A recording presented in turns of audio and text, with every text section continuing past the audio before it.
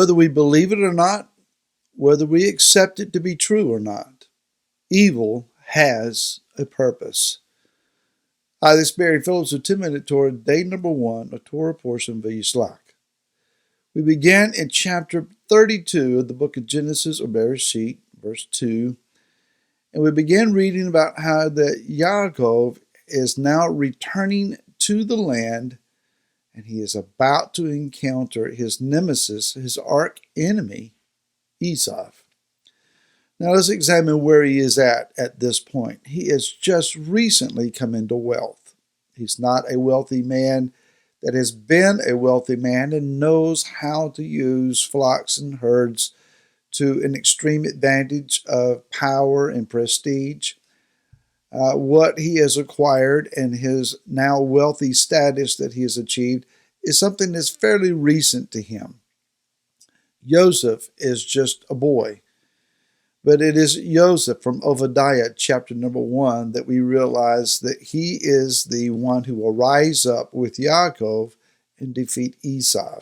That's another teaching for another time. But Yaakov right now, he carries the brakah, the father's blessing. He carries the Bekorah, the double portion blessing of the firstborn. And he also carries the Bekira, that is the blessing that only Yah himself will give to the one that he deems the right one to carry the lineage of the seed and the inheritance of the land, the Zerah ve'haaretz.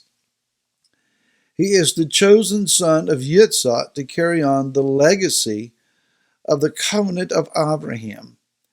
He has received dreams of prophetic nature from Yah. He has heard the voice of Yah.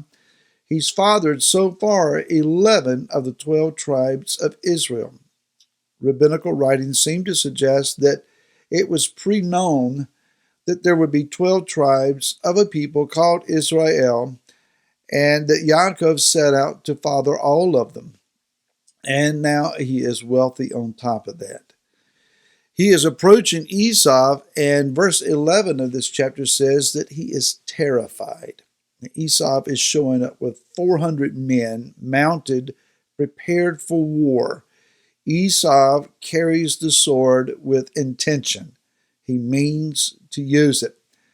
What is unique about Yaakov, in contrast, though, is that he is guarded by messengers. Now, he sends messengers out who return to him and says, basically, from the Hebrew, Esau is still Esau. He hasn't changed. Again, the rabbinical mind says that these messengers are not mere mortals, but rather these are messengers of Elohim. Remember from the study we did on the ladder, the stairway between the Temple Mount and the heavenlies, an open portal, that the messengers of Elohim ascended, and then also there were those who descended.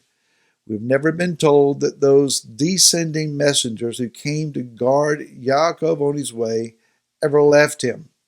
Perhaps they're still there, and perhaps this is who we're reading about. Perhaps. So while Esau shows up with 400 armed men, Yaakov is walking in a heavenly guard, and yet he is terrified. Now, why would he be afraid? The messengers of Elohim certainly are mightier than any amassed number of military men. Well, it's also understood that Esau is the companion of, or is guarded by, the angel of Samael, or Hasatan. That he is influenced by the serpent, this very one that tempted Chava, and that shows up in Revelation chapter 12 and pursues the woman known as Israel. What we're talking about is warfare that is extremely ancient. We look at today's headlines and we see here in America a divided nation. We see ranks of people on opposing opinions and views yelling and screaming at one another. We've done everything to this point except for come to massive bloodshed. There's been some bleeding heads here and there, but by and large, it hasn't erupted in gunfire and all-out assault or civil war. There is an understanding, though, that that is in the near future if things don't calm down, if prayer does not prevail, if right doesn't win over wrong, if light doesn't conquer darkness. Make no mistake about it, though, this is not political in its root. The politics of things is merely a symptom. The root is in the spirit. Now, I am not saying that those who carry a political identity different than yours, you're capable then of calling them demon possessed. Don't take it that way. There are good people, well intentioned, and who sincerely believe their political perspectives to be correct, probably on both sides. And then there are nutcases on both sides. And then there are just simply evil people who fill up the political arena. But again, the war that you and I are anticipating, the fight that is at hand, is not political. Again, it's only a symptom. This is of the Spirit. And it comes down to the root of this war between Yaakov, who was about to become Israel, and Esau. These are more than twin boys. These are more than just opposites. These are spiritual identities. And we need to be aware of that. Understand that Esau is the grandfather of Amalek. And Yah says that Israel will fight Amalek every generation, ours included.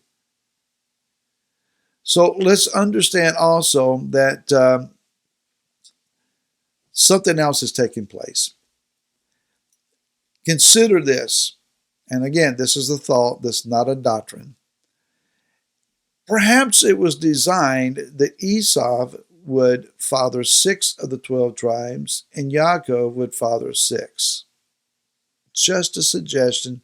Again, I know it didn't work out that way. Follow the line of reasoning. When Esau refused to repent, though perhaps Yitzhak considered the idea that if I put a blessing upon him, it will change him. The reality was Esau was not going to change for a blessing or for anyone else. He was intent on being a man of carnality and perversion, a profane and whoring man, Hebrews says in chapter 12. So he was not going to change, and Yah had already determined, I hate him. The birthright that he sold to Yaakov may well have included Leah. It is thought rabbinically again that Leah may have originally been intended for Esau, again, each bearing 6 sons. As it was, and as it turned out, with that purchased birthright, Yaakov ended up with both girls, sisters, women, and he ended up fathering all of the 12 tribes. Now, ultimately, that was the way it should be. What I'm saying is, if there is any line of truth or any line of reason to this, and again, you can easily disagree, it's just a thought, folks. The reality is this: there are people who abdicate their calling. There are those who walk away from their potential. Yet their role would have been strategic and very significantly important to the coming of the kingdom. So does Yah just have to work something different on the fly and make a major adjustment off the cuff? Or does he take that calling, that significance, that purpose, that desire of that individual and put it over on someone else?